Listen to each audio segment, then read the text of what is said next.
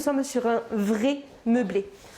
Donc vous avez tout le nécessaire pour pouvoir vivre ici. Pour Jade, c'est une première visite d'appartement. À quelques semaines de la rentrée, la future étudiante et sa maman s'y prennent un peu tard. De retour de vacances, il va vite falloir se positionner. On commence maintenant et on sent qu'il y a un peu de pression parce qu'il ne reste plus trop de logements en fait. Et là, on a 1, 2 ou 3 appartements en vue, en sachant que quand même on est très limité puisque la rentrée c'est le 2 septembre. Originaire de la région toulousaine, la jeune bachelière va poser ses valises à Albi pour suivre une classe préparatoire de physique-chimie. Tout est en présentiel, il faut absolument que j'ai un appartement parce que il n'y a pas d'option d'internat dans ce lycée-là. Et celui-ci, il correspondait à ce que je recherchais. On a 3 prises là, une ici et une de chaque côté du lit. Dans les jours à venir, Marie va faire une vingtaine de visites avec des étudiants.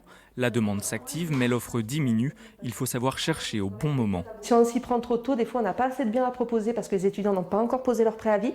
Et si on s'y prend trop tard, on a loupé toutes les bonnes occasions à faire, on va dire, sur la période de juillet. Donc il faut un juste milieu. Je pense que juillet est pas mal quand même pour commencer à bien chercher.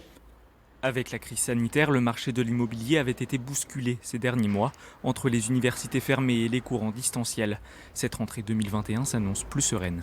On semble retrouver une vie à peu près normale à ce sujet-là. Pour l'instant, les établissements vont délivrer les cours en présentiel, donc tout le monde va avoir son appartement.